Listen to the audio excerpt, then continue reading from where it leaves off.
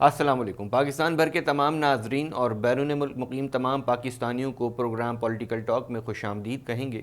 Programme के आगाज़ में बात करेंगे जहां हुकूमती हलकों में एक तरफ उखाड़ पिछाड़ का सिलसिला जारी है, वहीं दूसरी तरफ अपोजिशन जो PDM का इत्तेहाद था वो भी मुनक़सिम होता दिखाई दे रहा है।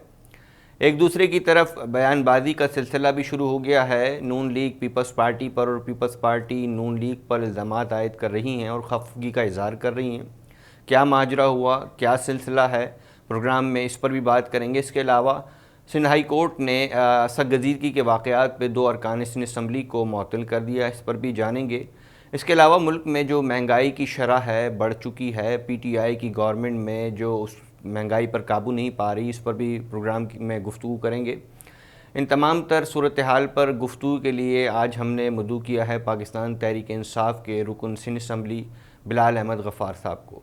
अस्सलाम वालेकुम। वालेकुम सलाम जी। वज़ीर आज़म इमरान खान साहब ने पेट्रोलियम बहरान पर मुशीर जो पेट्रोलियम है नदीम बाबर साहब को इस्तीफ़ा देने का कहा है। अब आप क्या समझते हैं कि मज़ीद कितनी विकटें गिरने वाली हैं? जी बिस्मिल्लाहिर्रहमानिर्रहीम।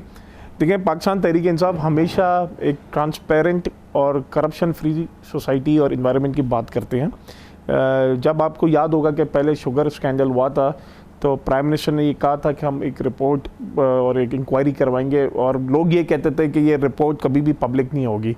आपने देखा वो पब्लिक जो रिपोर्ट सबके सामने प्रेजेंट भी हुई, वो इंक्वायरी की रिपोर्ट पब्लिक भी हुई और जो ज़िम्मेदार थे उनके नाम भी लिया गया। उसके बाद FIA के थ्रू फर्दर इंक्वायरी हुई, इन्वेस्टिगेशन हुई, और आपने देखा कि कल जो मिडल मैन है, जो ब्रोकर्स थे या वो लोग जो माफिया जिन्होंने शुगर के प्राइसेस को मैनिपुलेट किया, उनके भी नाम आए। ये पाकिस्तान तरीके इंसाफ का एक विजन है। इसी तरीके से पेट्रोलियम प्रोडक्ट्स की शॉर्टेज के पे आपने देखा था कि आपका पेट्रोल की शॉर्टेज की गई थी, आर्टिफिशियली शॉर्टेज की गई थी, तो उसमें जो भी लोग ज़िम्मेदार हैं उनकी निशानदेही हुई। अब आप कह रहे हैं नदीम बाबर साहब को कि उनको फारिग कर दिया गया, ऐसा नहीं है। नदीम बाबर साहब को कहा गया है क्योंकि एक इंक्वायरी हो रही है और आप उस वक्त मिनिस्टर थे, एक एडवाइज़र थे, और आप एक एग्जीक्यूशन और एक पॉलिसी में आप इन्वॉल्व थे, इसलिए एक ट्रांसपेरेंट इंक्वायरी के लिए आप अपने ओहदे से इस्तीफ़ा दे दें। अगर देखिए, मेरे ख़िलाफ़ अगर कोई इंक्वायरी होती है और मैं एक ओहदे पर होता हूँ तो ज़ाहिर है मैं उस इंक्वायरी पे मैं अपना असरअंदाज कर सकता हूँ, मैं उसमें अपना इन्फ्लुएंस डाल सकता हूँ। तो एक फेयर ट्रांसपेरेंट इंक्वायरी के लिए नदीम बाबर साहब को हटाया गया और यही हमारा नया पाकिस्तान है। अब आप देखेंगे कि जो भी इसकी इंक्वायरी होगी पब्लिक भी होगी, और जो इसमें ज़िम्मेदार होगा उसके ख़िलाफ़ भरपूर एक्शन भी होगा। और प्राइम मिनिस्टर साहब ने इसका अंदिया भी दिया है, पहले भी दिया है, अब भी देते रहें। और मैं ये समझता हूँ कि ये एक फ़ाइनल बैटल है आपके माफियाज कार्टेलाइजेशन के ख़िलाफ़, और वो लोग जो आर्टिफिशियल शॉर्टेज करते हैं आपकी कमोडिटीज़ की या प्राइसेस बढ़ाते हैं, उनके ख़िलाफ़ एक ये फ़ाइनल शोडाउन होने जा रहा है। पाकिस्तान डेमोक्रेटिक मूवमेंट ईद के बाद हुकूमत के लिए कितनी मज़ीद ख़तरनाक साबित हो सकती है, आप क्या कहते हैं इस पर? मैंने बहुत पहले कहा था कि पाकिस्तान डेमोक्रेटिक मूवमेंट का इंतकाल हो गया है, उसकी तदफीन होना बाकी थी, तदफीन भी हो गई है। ईद के बाद उसका चेलम होगा, 40वां होगा। तो PDM थी, रही नहीं है, और अब तो ये हो गया है कि जो बड़ी पार्टियां पाकिस्तान पीपल्स पार्टी और पाकिस्तान मुस्लिम लीग नून, जो 2 जमातें PDM की थी, वो आपस में लड़ रही हैं, एक दूसरे ऊपर इल्ज़ामात डाल रहे हैं, और यहाँ तक अब एक दूसरे के ऊपर धमकियाँ भी दे रहे हैं कि हम आपकी चीज़ें ना पब्लिक कर देंगे। तो ये एक अननेचुरल अलायंस था जो कि लॉन्ग टर्म में ये सर्वाइव नहीं कर सकता था। इनकी पर्सनल बेनिफिट्स के लिए ये मूवमेंट बनी थी, कोई अवाम के लिए, अवाम की भलाई के लिए तो कोई मूवमेंट बनी नहीं थी। तो इसका जो लॉजिकल एंड होना था वो हो गया। तो हमें PDM से, क्योंकि जो आपकी जब ऐसी मूवमेंट्स होती हैं उसका कोई नज़रिया होता है, आइडियोलॉजी होती है। जिस तरह हमने 126 दिन का धरना किया, उसके पीछे हमारी पूरा पैशन था, एक आइडियोलॉजी थी, नज़रिया था। तो वो ऐसी मूवमेंट जिसके पीछे कोई नज़रिया ना हो, वो कभी कामयाब नहीं होती। वज़ीर आज़म इमरान खान साहब कर्ज़ों के मुखालिफ रहे हैं, उनका बयानिया रहा है, तो आखिर पाकिस्तान कब तक कर्ज़े लेने बंद कर देगा, या अपने जो कर्ज़े लिए जा रहे हैं अपने बयानिए की नफ़ी नहीं करे वज़ीर आज़म साहब? देखिए, आपने एक बहुत अहम सवाल पूछा, इसको मैं थोड़ा सा आपको डिटेल में जवाब दूंगा कि पाकिस्तान तहरीक इंसाफ की हुकूमत का सबसे बड़ा कारनामा कि आपने इस मुल्क को दिवालिया होने से बचाया, डिफ़ॉल्ट होने से बचाया। 2018 की अगस्त में जो इकोनॉमिक सिचुएशन थी, और जो IMF, world bank, Asian development bank, चाहे दुनिया के किसी भी इदारे को देख लें, रिसर्च के इदारे देख लें, वो सब ये कहते थे कि पाकिस्तान की इकोनॉमी का पटाखा फट गया है और बिल्कुल कोलैप्स हो गई थी। तो हमने पाकिस्तान की इकोनॉमी को सहारा दिया। समझ लें वो हमें एक पेशेंट मिला था जो एक ICU में था। तो जब हम ICU में जाते हैं पेशेंट का इलाज करने के लिए, तो आप हर तरीका अपनाते हैं क्योंकि आपको पेशेंट की जान बचानी होती है। और आपने तो इसी तरीके से उस वक्त हमने कुछ मुश्किल फ़ैसले किए जिसके, और आप देखें लॉन्ग टर्म में उसका फ़ायदा आज ये हो रहा है कि पाकिस्तान की इकोनॉमी चल पड़ी है, पाकिस्तान की इकोनॉमी का पहिया चल पड़ा है। जहाँ तक कर्ज़े की बात है, आप देखें कि पिछले 30 साल में जो कर्ज़े लिए गए वो पाकिस्तान तहरीक इंसाफ की हुकूमत ने तो नहीं लिए। और जो आपका एक्सटर्नल डेट, जो बैरूनी कर्ज़ा जो आपका एक ख़तरनाक लेवल तक पहुँच गया था, और उसके ऊपर सूद की अदायगियाँ, तो हमें मज़ीद कर्ज़ा लेना पड़ा। जो पुराना कर्ज़ा है उसकी सिर्फ सूद की अदायगियों के लिए, क्योंकि आपका ख़जाना तो खाली था, आपके पास सिर्फ 6 हफ्ते के इंपोर्ट का कवर रह गया था बिल। आपके पास ना ख़जाना में डॉलर थे, ना आपके पास उस वक्त है ना जो 2018 जून में जो आपका फिस्कल ईयर ख़त्म हुआ था उसमें पाकिस्तान की तारीख का सबसे हाईएस्ट आपका करंट अकाउंट डेफिसिट PMLN छोड़ के गई थी $19 अरब। तो आपको वो डेफिसिट भी पूरा करना था। तो वो डेफिसिट आप किस तरह पूरा करते हैं? या तो आप डेफिसिट फाइनेंसिंग करते हैं, नोट छापते हैं, या आप कर्जा लेते हैं। तो ये वो मुश्किल हालात थे जो हमें मिले। और अब आप देखें कि जो पिछले 6 महीने में हमारी जो स्टेट बैंक से है वो कोई बोरोइंग नहीं है, और जो पिछले 6 महीने के जो नंबर्स हैं स्टेट बैंक ने दिए हैं कि जो कर्ज़ लेने की जो रफ्तार है वो कम हुई है। एब्सोल्यूट नंबर में तो कर्ज़ शायद थोड़ा बड़ा होगा, लेकिन जो परसेंटेज वाइज वो आपकी कर्ज़ लेने की जो रेट है वो कम हुआ है। अब आप देखेंगे कि जब आपके रिजर्व्स बढ़ेंगे, आपके एक्सपोर्ट्स बढ़ेंगे, करंट अकाउंट डेफिसिट जो सरप्लस हो गया है, जब आपकी इकोनॉमिक एक्टिविटी बढ़ेगी, जॉब्स आएंगी, एम्प्लॉयमेंट अपॉर्चुनिटी आएगी, फिर आप जब कर्ज़ वापस करना शुरू करेंगे तो ज़ाहिर है फिर ये एक लॉन्ग टर्म प्रोसीजर होता है। हमारा इदारा, हमारा ये जो डिफरेंट इदारे हैं, हमारी जो इकोनॉमिक टीम है वो इस पर लगी हुई है, लेकिन ये लॉन्ग टर्म पॉलिसीज़ हैं। और आप ये कहें कि हम कर्ज़ से कब हमारा मुल्क आज़ाद हो जाएगा, तो ये तो लॉन्ग टर्म पूरा है। मैं अगर कहूँगा कि हम अगले 2 साल में पाकिस्तान को है ना कर्ज़ से छुटकारा हासिल कर लेंगे, तो ये मैं आपसे झूठ बोल रहा हूँ। तो ये आपका एक लॉन्ग टर्म पॉलिसी का स्ट्रक्चर है। अभी हमें इकोनॉमिक ग्रोथ पे हमें है ना फोकस करना है। आप देखें कि पहले जो हमारी GDP ग्रोथ 1.5% की फोकास्ट हो रही थी, अब 3% पे चला गया है। तो अल्हम्दुलिल्लाह कोविड होने के बावजूद हमारे जो नंबर्स हैं, इकोनॉमिक इंडिकेटर्स हैं, वो मुस्बत नंबर्स हैं और पॉजिटिव सिग्नल्स हर सेक्टर में हमारे इकोनॉमिक इंडिकेटर्स पॉजिटिव हैं। पाकिस्तान में महंगाई की शरह 15.35% तक जा पहुंची है, और आपके जो मईशत के लोग हैं, बड़े बड़े नाम हैं, वो भी इस चीज़ का एतराफ़ करते हैं। तो महंगाई पर किस तरह आप काबू पाएंगे आइंदा मुस्तक़बिल में? देखें, जो CPI का जो कंज्यूमर प्राइस इंडेक्स था, जो 1 साल पहले वो तकरीबन 12.5-13% था, वो अभी 8.5-9% का है। मैं मानता हूँ कि जो सेंसिटिव प्राइस इंडेक्स है उसमें आपकी जो वीकली नंबर्स आते हैं उसमें आपकी महंगाई की शरह ज़्यादा है। हमें भी इस बात का एहसास है, और अब हमारा पूरा फोकस 2 चीज़ों पे, इन्फ्लेशन जिसको महंगाई कहते हैं, महंगाई को कंट्रोल करना, और दूसरा पावर एंड गैस सेक्टर में रिफॉर्म्स करना। क्योंकि पावर एंड गैस सेक्टर का जो खसारा है, सर्कुलर डेट का आपका एक बड़ा इशू है, इसके साथ साथ महंगी बिजली का एक है ना बहुत बड़ा इशू है। तो ये 2 मेन हमारे चैलेंजेस हैं जो आने वाले वक्त में एड्रेस होंगे। अब रमज़ान आ रहा है, उस पर गरीब आवाम के लिए हमने यूटिलिटी स्टोर्स के ज़रिए एक तकरीबन 7.5 अरब रुपए का पैकेज भी अनाउंस किया है। तो आप देखेंगे, क्योंकि ये जो मैं आपने शुरू में कहा कि जो माफियाज़ हैं, जो कमोडिटीज़ में शॉर्टेज, आर्टिफिशियल शॉर्टेज पैदा करते हैं और फिर प्राइस उसके बढ़ जाते हैं, तो इन सारे माफियाज़ के ख़िलाफ़ क्रैकडाउन भी हो रहा है। दूसरी बात कि जो कोविड आया तो इंटरनेशनली आपके जो डिमांड सप्लाई का गैप आया, जिसकी वजह से कुछ अशिया में आपके है ना वो प्राइसेस बढ़ी। हाँ, और ये हमारे लिए एक सबसे बड़ा चैलेंज है। मैं आपको कहूँगा कि अगर मैं कहूँ कि महंगाई नहीं है तो मैं आपसे गलत बयानी करूँगा। ये प्राइम मिनिस्टर इमरान खान साहब और हमारी पूरी इकोनॉमिक टीम को बखूबी पता है कि इन्फ्लेशन जो है वो हमारे लिए अभी सबसे मेन कोर प्रॉब्लम है। तो इस पे हमारे स्टेप्स भी लिए जा रहे हैं, और आप देखेंगे कि जो आने वाले वक्तों में जो डिमांड एंड सप्लाई का जो गैप है उसको हम ख़त्म करके प्राइसेस को नीचे लाएंगे। आसिफ जरदारी साहब को मुफाहमत का बादशाह कहा जाता है, तो क्या इस बात में कितनी हकीकत है कि पाकिस्तान पीपल्स पार्टी और पाकिस्तान तहरीक इंसाफ की कोई पस पर्दा डील हो गई है? क्या ये उसी डील का नतीजा है कि हलीम आदिल शेख साहब रिहा हो गए? पहले मैं आता हूँ हलीम आदिल शेख साहब पे। हलीम आदिल शेख साहब का क्या कसूर था? क्या ये कसूर था कि वो पाकिस्तान पीपल्स पार्टी की परफॉर्मेंस को एक्सपोज करते थे? Wheat scandal, fake accounts cases या आपके पेंशन के जो केसेस हैं उसको हम एक्सपोज करते थे। हम तमाम MPs PTI के जो है असेंबली में उनकी परफॉर्मेंस की बात करते हैं, वो तो हम करते रहेंगे। और जहाँ तक डील की बात है तो मैं ये PDM के लीडर से, सो कॉल PDM लीडर से बात करता हूँ कि आप तो भाई बहन बन गए थे और आप तो कह रहे थे कि हमारे अंदर कोई लड़ाई नहीं है। यूसुफ रज़ा गिलानी अपोजिशन लीडर बने, उन्होंने सियासत की और वो अपनी सियासत करने में कामयाब है। ये तो इनके इंटरनल इश्यूज़ थे, जिस तरह मैंने आपको पहले बताया कि पहले दिन से इनका सिर्फ पर्सनल बेनिफिट्स के लिए इनकी जो है सियासत थी।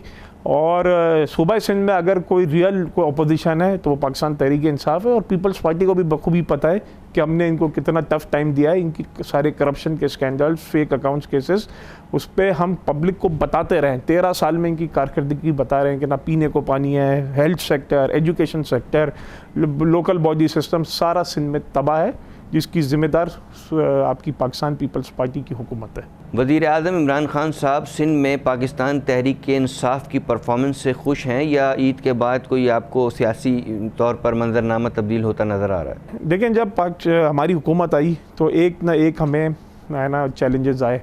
आपका कश्मीर का इशू हुआ, इंडिया के साथ आपका इशू हुआ, फिर तकरीबन 1 साल हो गया है कि आपका कोविड का इशू है, इकोनॉमिक इशू था, इकोनॉमिक की है ना हमें करना था। वो सारे नेशनल लेवल के इशूज़ से जो आप समझ लें कि प्राइम मिनिस्टर और उनकी पूरी टीम उस पर लगी हुई थी। As an individual prime minister साहब का इतना फोकस नहीं कर सके सिंध पे, लेकिन जो अभी हमारी बीच में जो हमारी जो एक कमेटी है और उसके ऊपर सारे फैसले हुए हैं।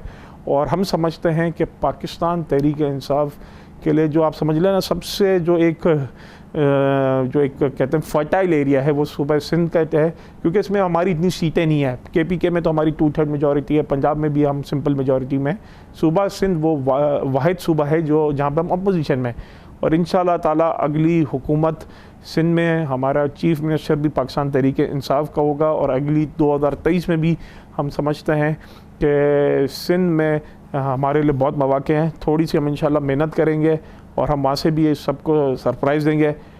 ऑन अ लाइटर नोट, तब्दीली शुरू हुई वो आपके KPK से, पंजाब से होते हुए और कराची तक रुक गई, कराची से आगे तक नहीं जा सकी। लेकिन इंशाल्लाह अगले इलेक्शंस में आप देखेंगे कि पूरे सिंध के तमाम अजला में जो है ये तब्दीली का जो है ये सफ़र कामयाब होगा और बड़े बड़े बुद्ध गिरेंगे इंशाल्लाह। मौसम गर्मा में जो लोड शेडिंग का दौरानिया है वो तवील होता चला जाता है, तो आपने लोड शेडिंग पर काबू पाने के लिए कोई इक़दाम उठाए हैं या नहीं? मैंने आपको बताया कि जो गैस सेक्टर और आपका एनर्जी सेक्टर है वो बड़ा एक हमारे लिए प्रॉब्लम है। आपने देखा पिछले साल कराची में भी बिलखुसूस जो लोड शेडिंग का जो दौरानिया बहुत बढ़ा दिया गया था, लेकिन उसमें कुछ टेक्निकल इश्यूज़ थे। आपको पता है कि वो गैस का इश्यू था कि उनको गैस नहीं मिल रही थी कराची इलेक्ट्रिक को। अब हम कुछ नए प्लांट्स जो है ना वो ऑनलाइन आ गए, तो उससे कराची को आपके जो नेशनल ट्रांसमिशन डिस्ट्रीब्यूशन से है उससे आपको मज़ीद बिजली मिलेगी। कराची इलेक्ट्रिक के ख़ुद भी एक LNG का प्लांट आ रहा है, वो ये हम समझते हैं अप्रैल के आखिर तक या मई तक वो भी आ जाएगा। तो मैं समझता हूँ कि जो बिलखुसूस कराची में जो आपकी जो हमारे फेडरल हुकूमत ने जो फैसले किए हैं उससे इस बार वो हाल नहीं होगा जो पिछले साल हुआ था। और मैं समझता हूँ कि अगले साल कराची जो है वो मौसम गर्मा में आपका बिल्कुल है ना लोड शेडिंग फ्री होगा। और हमने एक और भी चीज़ कर रहे हैं कि हम समझते हैं कि कराची में जब ये कराची इलेक्ट्रिक का जब ये टेन्योर वो ख़त्म होता है, उनके पास जो वो एक एग्रीमेंट है, उसके बाद multi distribution and multi transmission इदारे होने चाहिए कराची में, ताकि कंपटीशन हो और कराची के रहने वालों को बिजली के जो मसाइल हैं उसके लिए एक बेहतर इदारे सर्फ हों। तो इसके लिए भी हमारी एक पॉलिसी बन रही है। तो मैं समझता हूँ कि कराची की आवाम ने पाकिस्तान तहरीक इंसाफ को मैंडेट दिया है और हम कराची को ओन करते हैं। सुप्रीम कोर्ट ऑफ पाकिस्तान की जानिब से पंजाब में बल्दियाती इदारों को बहाल करने का हुक्म दे दिया गया है। क्या वजह है कि सिंध में बल्दियाती इदारे बहाल नहीं हो पा रहे? देखें, आपने बहुत ही इम्पोर्टेंट सवाल किया।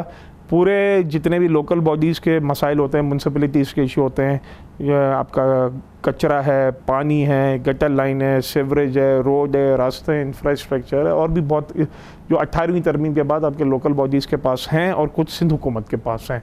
जब तक आपका एम्पावर्ड लोकल बॉडीज़ जो आर्टिकल 140A कहता है, जब तक वो सूबा सिंध में इसका इम्प्लीमेंट नहीं होगा, आपके मसाइल हल नहीं होंगे। साथ साथ आपने सुना होगा कि नेशनल फाइनेंस कमीशन, जिसको NFC कहते हैं, कि NFC के तहत आपके वफाक सूबों को पैसा देता है, लेकिन इसी तरीके से प्रोविंशियल फाइनेंस कमीशन होता है। ये PFC के ज़रिए आपके जो सूबाई हुकूमतें हैं वो टाउन, डिस्ट्रिक्ट्स, UC के निचले लेवल तक आपका पैसा डिस्ट्रीब्यूट करते हैं, ताकि वो जो ग्रास रूट लेवल तक जो आपके जो मसाइल हैं, बल्दियाती मसाइल हैं, ये वो इम्प्लीमेंट, वहाँ पे मसाइल हल हों और वहाँ पे पैसा लगे, डेवलपमेंट काम हो। और हम समझते हैं कि इसमें डिस्ट्रिक्ट गवर्नमेंट्स का एक अहम रोल हो सकता है, उनके थ्रू आप है ना ये काम करवा सकते हैं। लेकिन ये मुझे बड़ी अफसोस की बात होती है कि जो अभी जो 2013 के तहत, जिस के बिल के तहत जो आपके इलेक्शंस हुए, उसमें जो है हम उस बिल के ख़िलाफ़ हैं। हमने एक नया बिल असेंबली में प्रेजेंट किया है, और भी हमारे साथ जो हमारे अलाइज़ हैं उन्होंने भी बिल प्रेजेंट किया है। हम तवक्का करते हैं कि पाकिस्तान पीपल्स पार्टी हमारे बिल पे को असेंबली में लाएगी और एक जामे empowered local body system Sindh में इम्प्लीमेंट होगा, क्योंकि ये वही एक मेकैनिज़म है जिससे आप लोगों के मसाइल हल कर सकेंगे। ये MPAs MNAs का काम नहीं होता, ये सारे बल्दियाती इदारों का काम होता है। और हमारी इसमें हमारी सेंट्रल लीडरशिप सुप्रीम कोर्ट में गई भी है, असद उमर साहब ख़ुद केस लेके गए हैं। तो हम उम्मीद करते हैं कि सुप्रीम कोर्ट इस पर जल्द अज जल्द कोई अपना एक्शन भी लेगी। और हमने एज अ पाकिस्तान तहरीक इंसाफ बल्दियाती इलेक्शंस की हमने तैयारी भी शुरू कर दी है। देखिए, इसमें दो चीज़ें हैं। एक ये है कि जो डॉग बाइट्स होते हैं, तो जब डॉग बाइट्स हो जाते हैं तो उसकी दवाई होती है, वैक्सीनेशन होती है, आपके उसके हस्पताल में उसकी सहूलत होती है, होनी चाहिए। वो नहीं है तो उसकी क्लियर कट ज़िम्मेदार जो है आपकी सूबाई सिंध की हुकूमत है। लेकिन ये कह देना कि MPAs इसके ज़िम्मेदार हैं, अब मैं अपोजिशन में हूँ, अगर मेरे इलाके में अगर कोई ऐसा इंसिडेंट हो जाता है तो ना मेरे अंदर टाउन ऑफिसर्स है, ना डिस्ट्रिक्ट ऑफिसर्स हैं, ना डिस्ट्रिक्ट एडमिनिस्ट्रेशन है। ये DCs आज, क्योंकि अभी बल्दियाती इदारे हैं नहीं, तो ये DCs की जिम्मेदारी है और ये डायरेक्टली रिपोर्ट कर रहे हैं सूबाई सिंध की हुकूमत को। तो ये सूबाई सिंध की हुकूमत को चाहिए कि इसके ऊपर एक प्रॉपर मुहिम चलाए, एक प्रॉपर इफेक्टिव वे में ये इसको मुहिम को चलाए। ये नहीं कि इन्होंने कह दिया कि हमने 92 करोड़ रुपए खर्च कर दिए, पता नहीं कहाँ खर्च हुए हैं। अब हमें उसका ऑडिट तो नहीं हो सकता ना, कि हमें कैसे पता चलेगा कि कौन सा कुत्ता जो है वो स्टेरलाइज हो गया है और न्यूट्रलाइज हो गया है। तो ये बहुत मुश्किल है। हमें इसकी इफेक्टिव स्ट्रेटजी करने के लिए थे आप MPAs को एम्पावर करें, फिर हमें ना जो आपके टाउन ऑफिसर्स हैं या तालुका ऑफिसर्स हैं या डिस्ट्रिक्ट ऑफिसर्स हैं या DCs हैं, उनके साथ मिल के हम अपना रोल प्ले करने के लिए तैयार है। लेकिन ये सिर्फ MPAs के ऊपर जिम्मेदारी डालना ये ज़्यादती है, क्योंकि हमारे पास, हम तो उस हुकूमत में नहीं है और ना ही हमारे पास कोई अख्तियारात हैं, ना रिसोर्सेज हैं।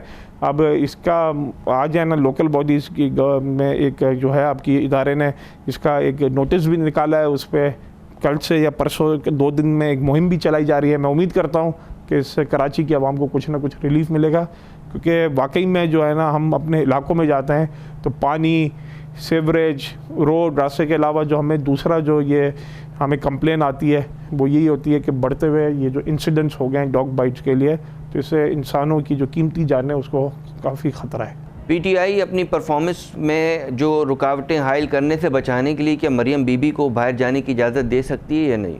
ठीक है, यह मरियम नवाज़ जो हैं वो नैबज़दा हैं, उनके ख़िलाफ़ वो सिर्फ नैबज़दा नहीं है, वो कन्विक्टेड है, उनके वो सज़ा याफ्ता हैं और वो बेल पर हैं आपकी ह्यूमैनिटेरियन बेसिस पे कि मुझे अपने वालिद साहब के साथ इलाज के लिए जाना है, तो उसके लिए बेल पे गए। वो तकरीबन पता नहीं, मेरे ख्याल में 1 साल से ज़्यादा हो गया कि वो मियाँ साहब जो दवाई लेने गए थे अभी तक वापस नहीं आए। ना वो कोई दवाई मिली उनको, ना उन्होंने कोई अपना इलाज करवाया, ना वो एक दिन किसी हॉस्पिटल में रहे। तो मुझे नहीं समझ में आया वो जब भी कोई सियासी जो प्रोफाइल हाई प्रोफाइल जेल में होता है उसकी तबीयत ख़राब हो जाती है और वो लंदन पहुंचता है तो उसकी तबीयत ठीक हो जाती है। ये मुझे आज तक समझ में नहीं आया। तो मरियम नवाज़ और नवाज़ शरीफ दोनों के लिए मेरा ये मशवरा है कि वो जेल में जाएं और अपनी जो सज़ा है वो पूरी करें और फिर आके सियासत करें। नवाज़ शरीफ साहब के इतने सख्त बयान सामने आने के बाद क्या आपको नहीं लगता कि ऐसी जमात पर जिसका बयानिया मुल्क दुश्मन हो उस पर बैन लगनी चाहिए? आप क्या कहते हैं इस बारे में? देखें, आपने एक बहुत ही वैलिड पॉइंट रेज किया है कि ये जो मैं ऐसे एलिमेंट्स को नॉन स्टेट एक्टर्स कहता हूँ, इसमें आपके इंटरनली और एक्सटर्नली दोनों जो नहीं चाहते कि पाकिस्तान मजबूत हो। और आप देखें जब पाकिस्तान मजबूत हो रहा है, स्टेबिलिटी की तरफ जाता है, तो ये ऐसे नॉन स्टेट एक्टर्स जो हैं वो एक्टिव हो जाते हैं। आप देखें कि कभी दहशतगर्दी का कोई है ना वाक़या हो जाता है, बलूचिस्तान में कभी कोई वाक़या हो जाता है या KPK में हो जाता है, तो ये वही लोग हैं जो पाकिस्तान को खुशहाल नहीं देखना चाहते। अब जो नरेटिव मियां नवाज़ शरीफ और उनके जो पूरी पार्टी ने लिया वो एक इदारों को डायरेक्टली हिट करना, और ये किसकी ज़बान बोल रहे हैं? ये वही ज़बान बोल रहे हैं जो मोदी और उसकी जो पूरी गवर्नमेंट, इंडियन गवर्नमेंट और जो हमारे एक्सटर्नल जो नॉन स्टेट एक्टर्स हैं जो ये बोलना चाह रहे हैं, ये सुनना चाह रहे हैं। तो आप किसको खुश करना चाहते हैं? मैं आपके चैनल से के फोरम से सबको बताना चाहता हूँ कि जब भी पाकिस्तान के ऊपर कोई बात आएगी तो पूरी कौम मुत्तहिद है, यूनाइटेड है और तमाम दुश्मनों का मिल के मुकाबला करेगी। लेकिन अपने पर्सनल बेनिफिट, ज़ाती मफाद के लिए आप जो ये इदारों को हिट कर रहे हैं और आप अपने एक मजाक बना रहे हैं, और जो कुछ आपके जो कह लें कि वो लोग जो आपके नैरेटिव से खुश होते हैं, आप उनकी खुशामदीद करना बंद करें।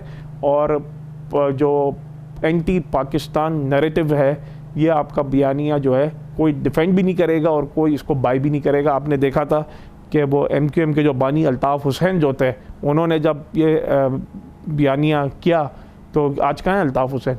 मैं समझता हूँ अल्ताफ़ हुसैन और नवाज़ शरीफ में कोई फ़र्क नहीं है। तो ये कोई एक्सेप्ट नहीं करेगा, और तमाम इदारे इंडिपेंडेंट हैं और उनको आज़ादाना तौर पे वो काम कर रहे हैं, और कोई उसमें पॉलिटिकल इन्फ्लुएंस नहीं है। अब मुझे समझ में नहीं आता जब नैब इनकी कोई फेवर की बात करता है या कोई कोर्ट इनकी फेवर की कोई डिसीजन देता है तो वो उस वक्त सारे इदारे आज़ाद हो जाते हैं। इनके ख़िलाफ़ कोई डिसीजन आता है तो कहते हैं कि ये पॉलिटिकल इंजीनियरिंग है। तो ये एक दोहरा तज़ाद नहीं होना चाहिए। मुल्क में मज़ीद सूबे बनने चाहिए या नहीं, आप इसके हामी हैं या नहीं?